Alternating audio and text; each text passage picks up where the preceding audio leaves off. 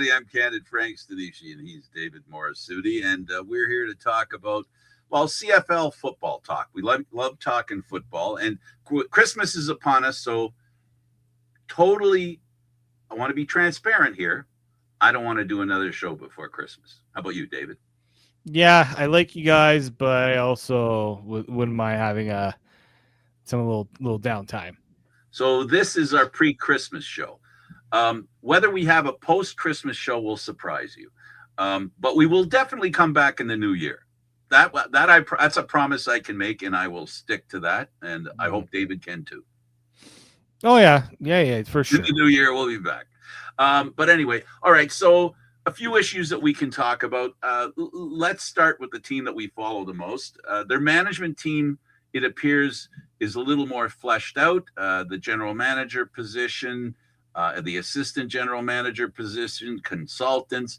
David, please get us up to speed. We got a couple of guys that have been added on since the coach, Mike Miller, was brought in. Yeah, so Mike Miller, he is in on the same day, probably like a few hours later. John Hufnagel decides, yep, I'll join the fray too. He was appointed as a senior advisor to the GM and to the new head coach.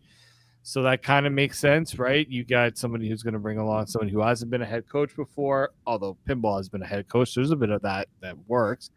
And then we got a little win that Jim Barker kind of went a little ahead of time, a little ahead of the game, and he said, I got a job. Yeah, I got a job back on a team and now talking about football. So he is now the director of player personnel.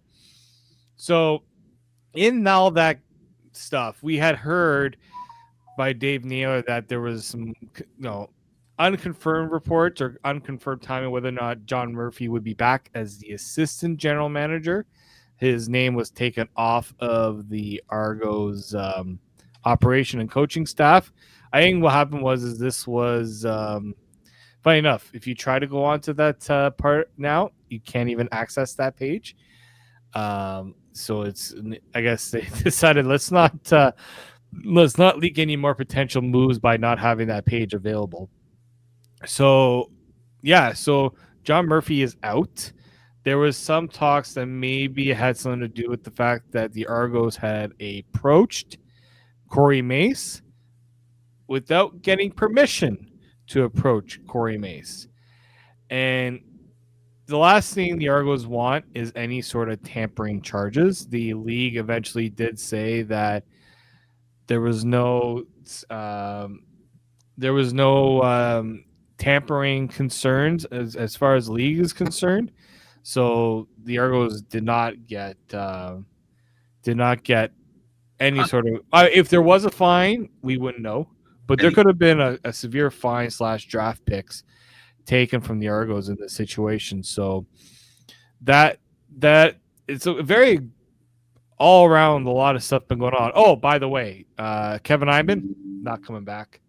I believe Jason Shivers is also not coming back as a defensive coordinator. So yeah, essentially the assistant coaches from the defense are gone. I don't know about Pete Costanza just yet. Haven't heard anything, but there were reports that maybe he could be joining Ryan Dinwiddie in Ottawa. There was a bit of nothing's been confirmed on that. It'd be nice if Pete was able to stay. He's somebody who they also interviewed for the head coaching position once in a little while, but I think this would be if you're trying to get some continuity from last year. I know defensively they want to change things up. Offensively, there wasn't really too many issues with the offense, so I think bringing Costanza back still makes sense. Maybe Dinwiddie is also the offensive coordinator, so it's not like he is going to be taking on, like Costanza wouldn't be leaving for a promotion potentially. So I don't know if that's going to be the case. We'll see. But yeah, the Argos have been busy. They have been busy the last 2 weeks. I think Other teams have started to get busy too, but Toronto's been the busier given all that's happened lately. So the Brain Trust has had a changeover. The only one still there right now is Pinball Clemens, and Pinball is, while he's the general manager, he's more than the general manager. Just that there isn't a position for him to move up to that exists within the MLSE format. So that's just the way that is. Now, the people that they brought in, we look at John Huffnagel, and this guy goes back a long time. He's now the special advisor to the Argos. He was the Calgary Stampeders president, general manager, head coach, offensive coordinator. He played quarterback in the CFL, in the National Football League. He has some issues, some physical issues. He has a problem with his hearing, which he can get mechanical assistance with that. Yep. It's not a major problem, but it's one that's been identified. The bottom line here is they're top heavy in experience. My concern, and Barker, another one, former head coach, he was in Calgary as well. There's a connection between him and, with him and Huffnagel. These guys know each other. They're very experienced. There's nothing wrong with being very experienced. But in today's Canadian Football League, David, youthful injection in an organization has been a steady pattern in the Canadian Football League the last handful of years. Yeah, I mean, well, that's the thing, right? We're talking about, when you look at the whole situation with the Argos right now, I know people are there's a little bit of concern about where things are going, and what I would say to that is, don't get too worried just yet. You've got a lot of people within that organization that have a lot of experience. Now, sometimes having a lot of experience doesn't always work out. Totally understand that. But I do think that I still think the Argos are in a good position, because it's not just the people making the decisions.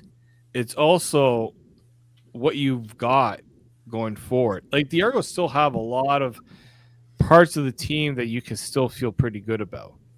So I wouldn't be too concerned about where this direction is, because you look at they just added decades worth of experience, not just experience, championship caliber experience, right? Barker's won 5 Grey Cups.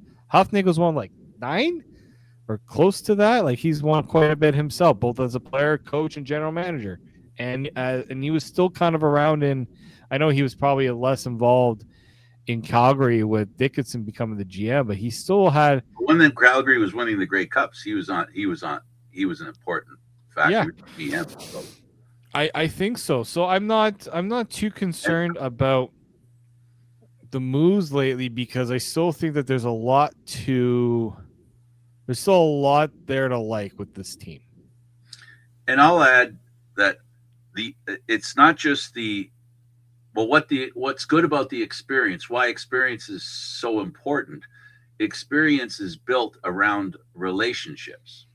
So they have a lot of relationships within the game. So if there are people that they need, for example, if they're looking for a new defensive coordinator, they have lots of relationships with people who are prospective, people who could fill the role of defensive coordinator, and the people who know the people who could be candidates. So there was a report out there that the Argos were going to look at where is it?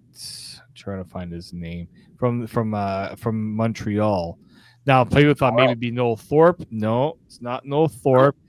It's Greg Quick. Oh, okay. Apparently so 3 Down Nation, Justin Dunk had him as the front runner for the position. Quick has been the defensive end, special teams assistant, and he's been the defensive line coach, and also looking at the linebackers. This is a team that's been to 2 Grey Cups. Their defense has been a big catalyst for all of that, right? So it lines up. When you look at the way Montreal plays defense, it lines up a lot more to, I think, what Mike Miller, his vision of the defense, playing a more aggressive style, right? Aggressive style that Noel Thorpe has now. Will he bring that same exact style? That's the question I have. I think it's a bit. You can get a defensive line coach that maybe has his own style still, which is not a bad thing, I don't think. But it's an interesting idea to look at, a person who's been on another. Like, the Argos have had a lot of people come and poach from their team. Looks like it's now going to be the Argos' turn to do the same. Well, like the success they had with Dinwiddie was a guy who had no experience for the position that he took on. So, we know that, and we know that in the league, like I said, the youth movement that I've talked about in head coaches is clear. The youth movement, the new ideas, the fresh faces have been an asset to the Canadian Football League. So, to be a defensive coordinator, which historically a lot of times are coaches or players that were coaches that were players that now as coaches, they're coaching a part of the defense and then advance to coaching the whole defense. If one were to say, well, how do I know that's possible? One just need look at the Argos and the success they had bringing in Dinwiddie, who was a quarterback coach. He wasn't even an offensive coordinator. So in regards to the possibility for success, it's all about how that person fits into the new role. That's where the management team that makes the determination on who should be brought in, that they're making a projection that's very good, a very good projection. Like, for example, they did with Dinwiddie. The Argos could do that again. I have faith in Pinball Clemens, who won't be quiet, but he will listen to everybody else. So the Argos have had an ability to bring in guys to be successful. Corey Mace was not a defensive coordinator when he came to the Argos. So as far as Argo fans hopeful that they have a decent coaching staff, we can question Miller, we can question anybody that comes in. But one thing we can't question, and that is the possibility of success is real. This Argo organization has done a good job of bringing not just coaches, which I'm talking about now, in to be successful, but players as well, because it's all the same story. It's all about relationships, finding players because of those relationships, finding the coaches because of those relationships, and the combination of those together. And that's where success comes in. And I have faith in the Argos being able to do that. They've proven they've done it before in recent memory, and they can do it again. It's just going to be interesting to see who those people are. That's the part for me, is I'm interested in seeing who they are. Yeah, no, and it's, how does the rest of the coaching staff fill out? I'm very curious as to how that'll be working out, because I do think that there's there are good coaches out there. We've seen, it's just also the Argos have the coaching cap to do it. I mean, the guys they're not bringing back Shivers or Ivan. I believe those. And maybe Shivers had a little bit of term on his contract. I'm not sure. And Dinwiddie wasn't fired. He wasn't fired, but him leaving, I think they got out of that unscathed. Yeah, with the contract. Yeah, because essentially, David's just not. Listen. I hope David can't hear me. David doesn't like the management cap, and the reason he doesn't like it. Oh, my microphone's way over here. How are they going to hear me? He doesn't like the management cap because he feels it basically strangles a team financially, so that now they can't be that good a team, and therefore the quality of the team suffers because of a decision that's made that maybe that choice shouldn't be made. Now, in certain cases, I think teams should be punished if they make a bad choice and they got to live with it. But if you're able to pay to get out of that decision, probably should be allowed to. Right? I don't think this is another case where, like, I don't think Toronto's being, I don't think Toronto's taking any, like, they're not being irresponsible, right? No, With those either, in my no. opinion. I was just having fun because at the end of the day, the Canadian Football League financially needs to be responsible, and sometimes that responsibility can create a problem. But essentially, the other choice may not. It's pick your poison, right? So the poison that they picked is they need organizations to be very responsible how they hand contracts out and how much they pay people. Players, we know historically that's been important, but it also is, as everyone knows now, it is also with management and management teams.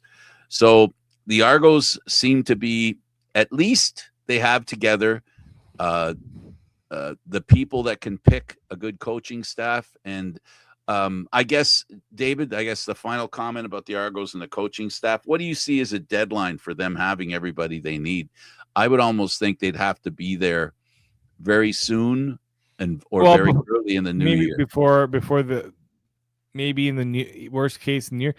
They were pretty late when they were doing some of the other there were some news that were made that were done pretty late, right? Later than expected. But I mean, CFL free agency opens on February. 2 seconds. February 10th. You want to have your staff in place at least a few weeks before that. I think they'll probably let certain people, if they gave some offers out, let them have the Christmas time to decide, and then they'll come in.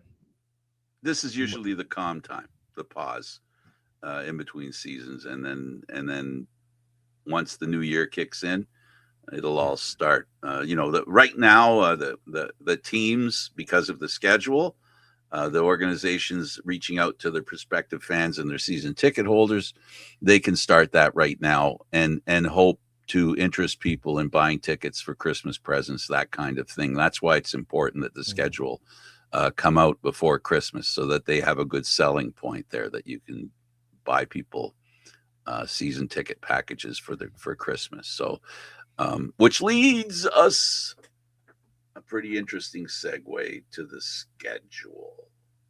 If you're an Argo fan, you were waiting to see. I won't get into detail about what I did see is the Argos advertising that basically we've got a new lower price for you this year. But the thing is, there's 3 less games in the package. So factor what they're saying. So be interesting how, first of all, how do you feel about the shorter list of games at home here at home for the Argos? I don't think there's any. I understand people are not going to be happy with the Argos schedule, even if they found a way to make it almost perfect, because of the 2 games they're going to be out of province.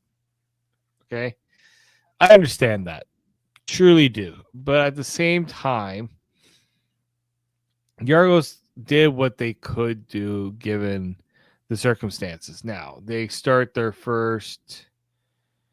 Okay, I'm just looking at it here. Their first home game, August 6th, right? That's their first home game, right? So they start 1, 2, 3, 4, 5, 6, 7 games start on the road. Now, technically, one's in Hamilton, so it's not like they're too far away. So it's an unfortunate situation, but the Argos also do have, you look at the schedule and it's, you have home games. You got a good amount of home games in the summer. An interesting one is a couple of Saturday games starting at 1 p.m. To me, that's an interesting decision to have a game. If you're doing a Saturday game, to have it at 1. I do wonder if it has anything to do with the Blue Jays schedule a little bit. Now that the Blue Jays are a good team, you don't want to go up against them. Yeah, now that they've Right? proven they could be a good team. I think there's fewer Thursday games in Toronto. So, like, your home games are at BMO Field, I should say. Friday, 7. I'm just going back and working forward. Friday, 7. Saturday at 3. Saturday at 3. Saturday at 1. Saturday at 7. And a Thursday at 7:30. There's only one weeknight game in the evening. One at home. The rest of them are early for the and one game at home that's late on a weekend. Yeah, and you go all the way to the October 23rd, and Montreal's in Toronto at 7 p.m. because it's a Friday. Right? Exactly. So that makes it interesting for people like myself who have a 2-hour drive to the game, 2 hours and a bit to the game, and the 2 hours and a bit drive home after the game. It means I don't have to get home at 2:30 or 2 in the morning. Exactly. So that I'm grateful for that. And I'm speaking to that not just to be personal, but just to make the point that there are some people, it becomes more attractive for people to go to Toronto for the day. And it isn't the afternoon and then the early morning. So that's good in that sense for people. So that's a selling point, I think, or at least not a negative point against going to the Argo game. Well, but that's the thing, right? That's something you can't control. You can control when a game starts, and you can control how you can make it easier for your fans to have access to it. Right. You have to reflect the needs of the fans. The Argos do surveys. Every team does surveys with their season ticket holders and ask pertinent questions. And the schedule that we're looking at now, I was a part of that when I was a season ticket holder. When they ask questions like that, and they've gotten close, not because I lived here, because I did that when I was living in Toronto. So, it wasn't me moving far away. But even when I was voting on it, I was voting on it on behalf of the people I knew that were from out of town. And I had a lot of friends that came from out of town, and how difficult it was for them to take the GO train to go home without complication. Yeah. So that's where I, rested my vote or my responses to the survey.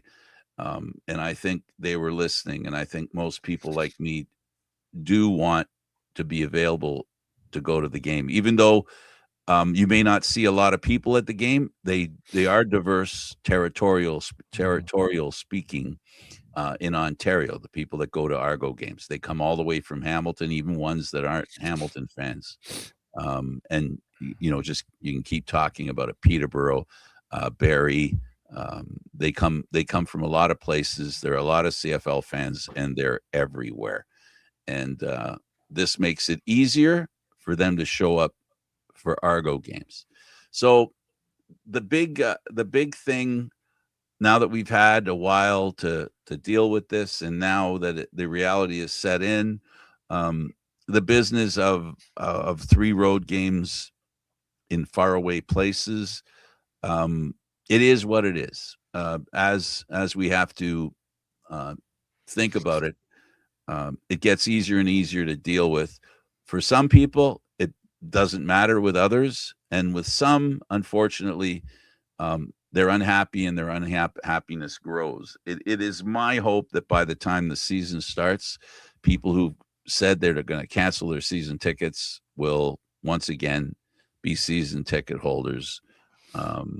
Not because I make any money in it, but because I know how much they love the game, and it's the passion towards the game that creates a lot of the reticence people have to continue because of the rules, because of the schedule. This is a challenge the Argos have to overcome. and it's not easy, and it's just another challenge that being a football team, a pro football team in Toronto, on of the Canadian Football League. This is just another addition to what makes it be a challenge to be successful in Toronto. Yeah, no, exactly. Yeah, I know fans. Look, fans have a right to express their being upset and disappointed for sure. But I do think that there are benefits to,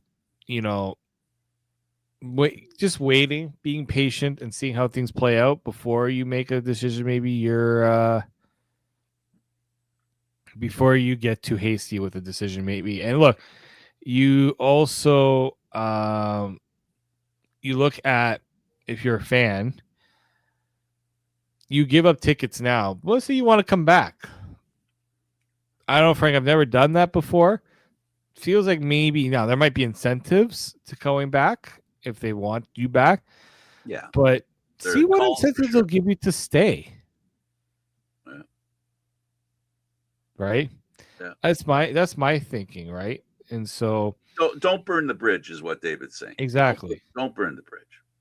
Don't burn the bridge. That's our suggestion. See what, let them know. Look, the team has to accept the fact, like David says, and like you said, David, that they have to respect the fact that people are unhappy.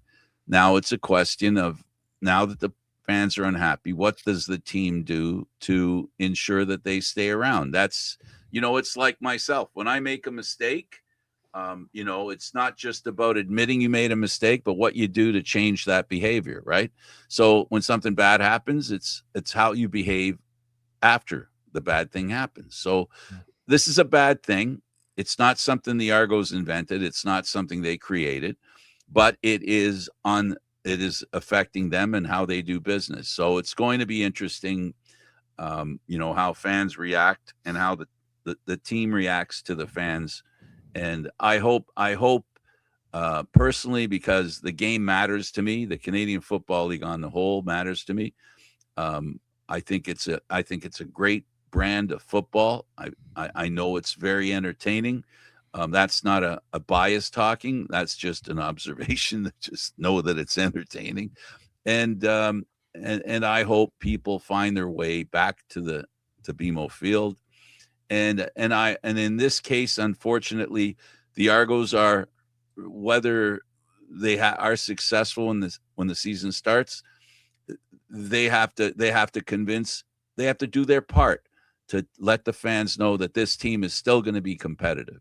Last year, hopefully, was an anomaly, and they're going to have to show why it was an anomaly, and they're going to have to regain. This is something the Argo organization's well versed in, having to rebuild the confidence in their team. They've done it so many times. This is rinse and repeat for the Argos, where they have so much great success and then they fall to the lowest depths, and so they have a lot of experience in being in this position, and the fans know that surprises come in Grey Cups sometimes. They end in Grey Cups sometimes. Yeah. No, for sure. Right? It has been. Now, that's that part. And now, as far as the league's concerned, the schedule affects the same way we talked about the Argos. It affects BC as well. They've decided to go close to home. And I applaud what they're doing. That's great that they can stay within, the Vancouver area. But they have a challenge that the Argos don't have, and that is, their stadium's on an island. And now, in downtown, and now they're going to be going in the mainland, and they have a ferry that takes a while to get you across the water. So timing for them is difficult too. So. But it's not as difficult as it is for Toronto fans who are going to Winnipeg or going to Saskatchewan. It's a little easier and a little less costly too. So they've done a great job. BC, the owner there, has done a great job every time he's met a challenge. They've done a great job for the fans, and I hope the fans appreciate how hard they work and the commitment they make to be as acceptable in under challenge as they have been. You know, this team had trouble with attendance. The new owner came in, brought in some great musicians, bands that helped hype the interest in the BC Lions, and now they have a good turnout. Their season last year didn't end well, but it didn't end well for the other. You know, for two team for only it only ended well for one team, and another team it ended well enough to get to the Grey Cup. But everybody else is in the same boat. They didn't make it to the Grey Cup, and that's what they all want to do. And BC is, I think the fans can be reasonably pleased with the way the season went. I know they're happy with their quarterback because they ended up with the quarterback they had in a couple of years earlier. So BC's pretty happy, and I think the way they're going to watch those games that are on the road is going to be a little better than what the Argos are offering. Yeah, and look, I understand.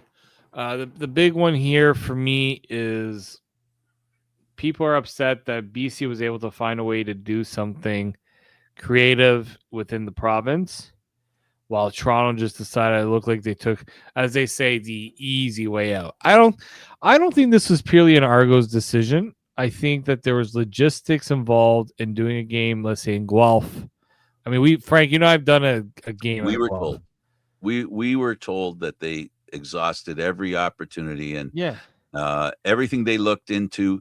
What it came down to is the reality of the places they were going and how they would fit into a CFL game, and not hurt the product.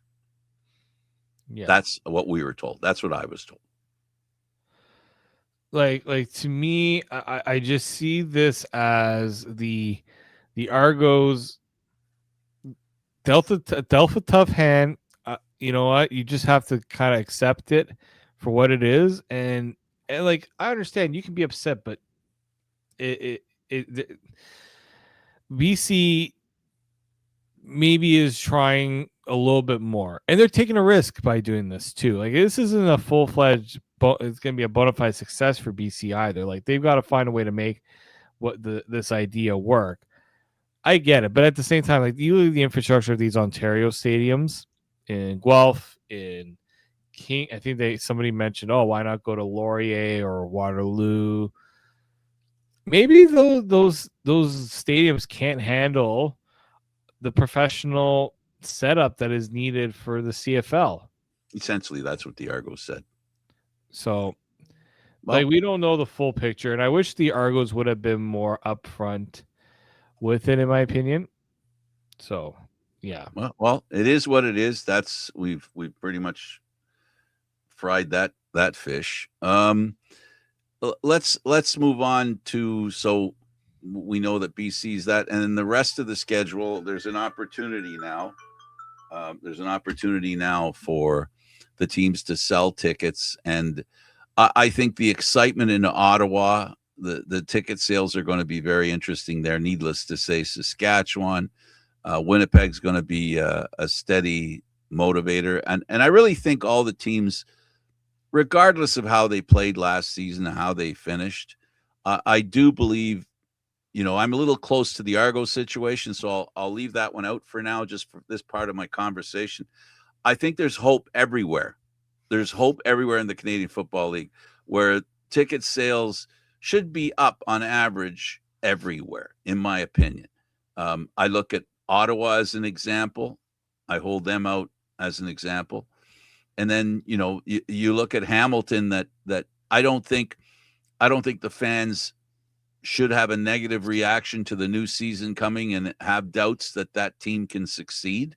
So, I think the level of hope that's in the Canadian Football League this year, and as I said, if I frame the Argo version of knowing that they know how to handle being in deep and looking terrible and bouncing back. They have the bounce back experience, and the rest of the teams have built.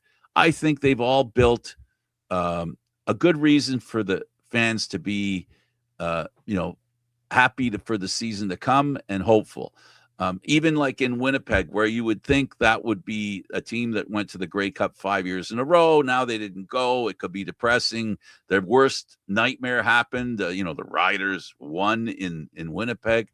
I don't think hope. I think hope for them is good as well. And I think knowing they're getting back their head coach, I think that's a promotional thing. I think the fans are happy with him, so they'll be happy that he came back. So I think things are looking good. Look at Calgary. Those fans could have been disappointed. I think ticket sales for them. So when I talk about the schedule, it's about ticket sales, and I see good signs everywhere for the Canadian Football League. Mm-hmm. I think so too. I think every team has something.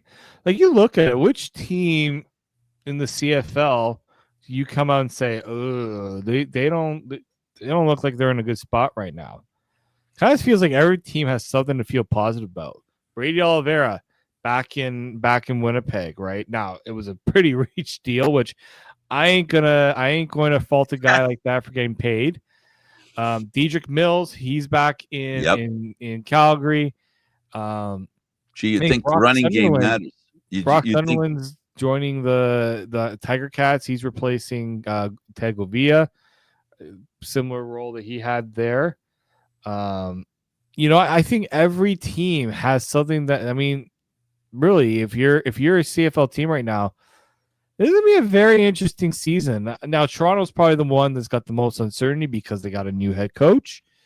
Ottawa, in the same regard, does too with the new head coach, but they feel like a head coach that's won 2 Grey Cups, in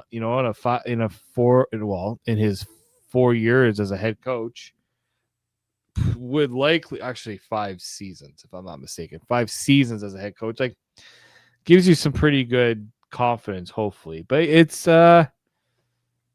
I'm liking what every team is sort of doing. Every team's finding a way to try to get better.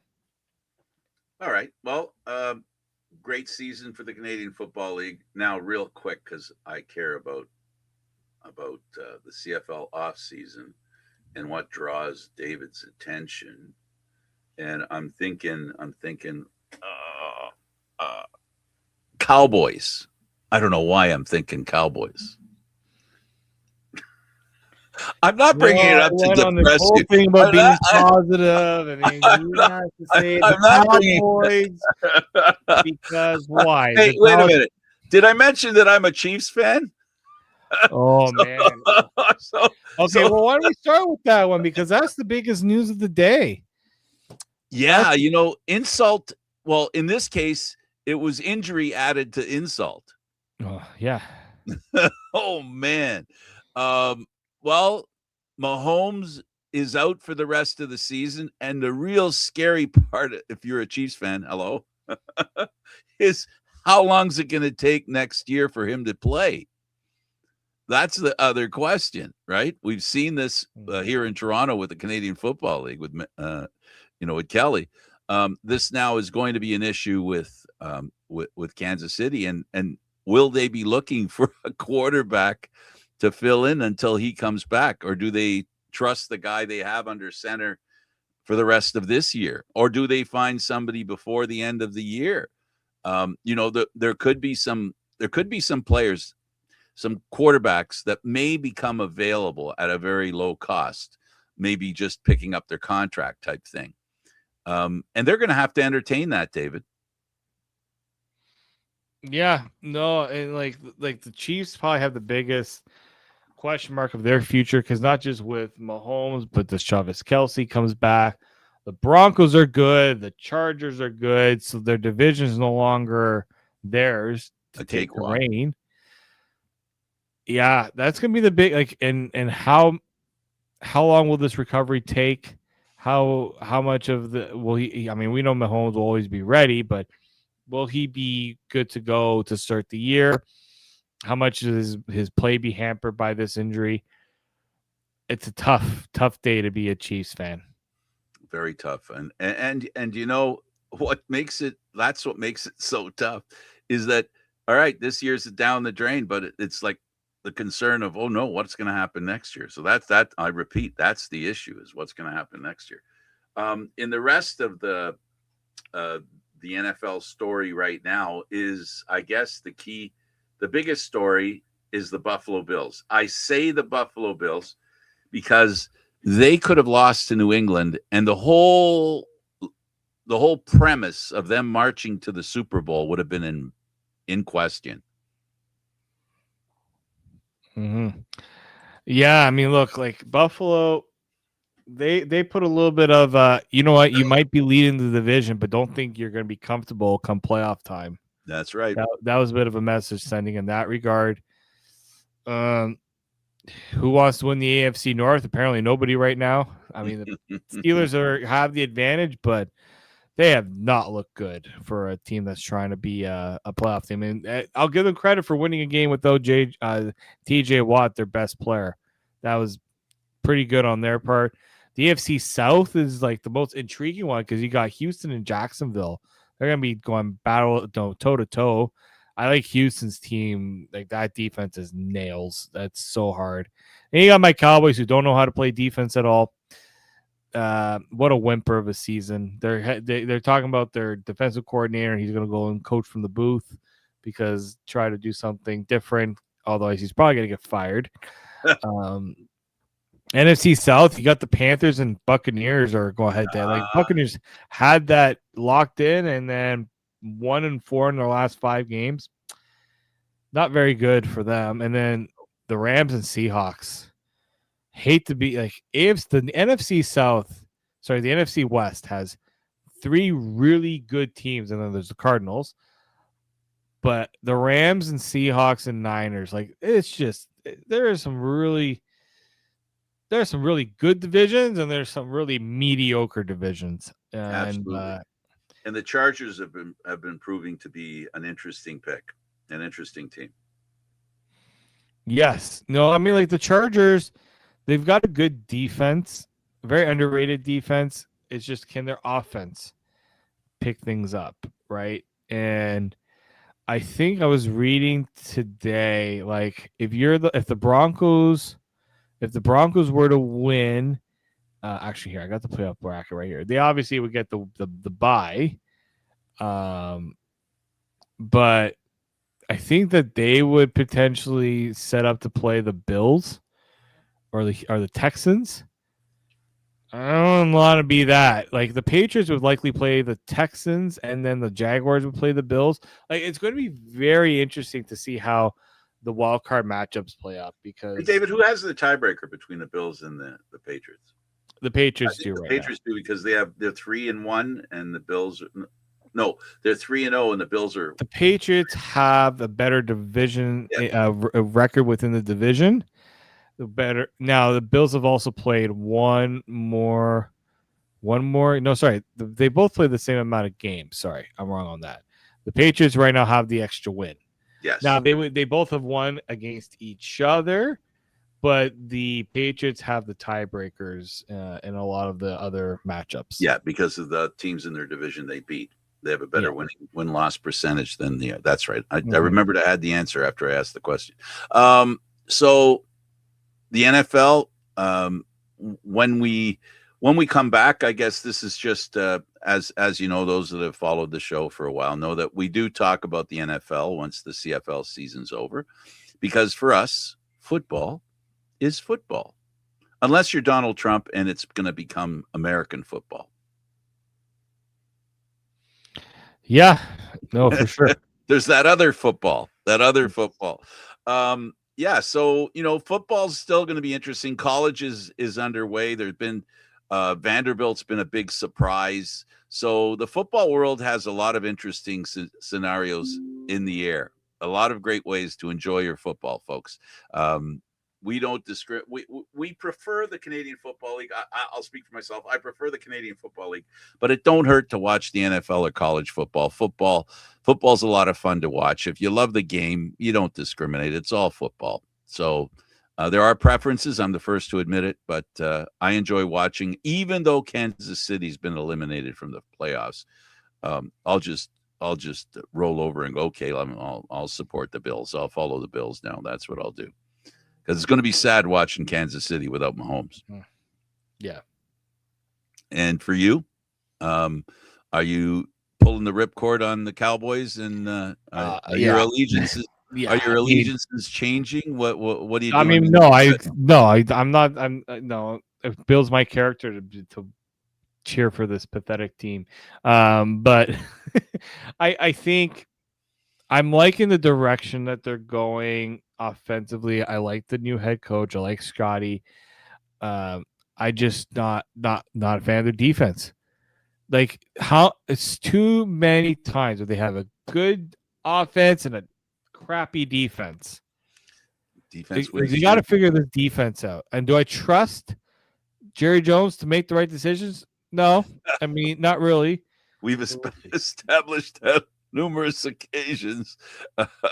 If David had the money, he'd buy the team just to take it away from that guy. I know, I got it. I feel it. Yeah, It's obvious. I mean they make a lot of money, so I There wouldn't you go. be a bad financial decision. So, and more news, I guess. The period at the end of this sentence is owning an NFL team is pretty good when you can spend $2 billion and build a new team in the same general area that you have the team. The Bills will be moving into their new stadium, I believe, next year, right? They'll be going in there next year. It's the last year that they're in this what used to be Ralph Wilson Stadium. So it's that they're going to be moving into a brand new stadium. A lot of Canadian football fans are going to enjoy that experience. For myself and for David Morisuti, football fans, enjoy your time. We'll see you we probably won't see you between Christmas and New Year. So the next time we see you will be in the new year.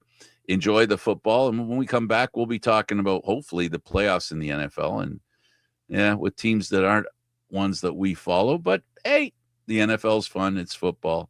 Thanks for watching, everybody. For David Morisuti, I'm Candid Frank Stanishi. Thank you for watching.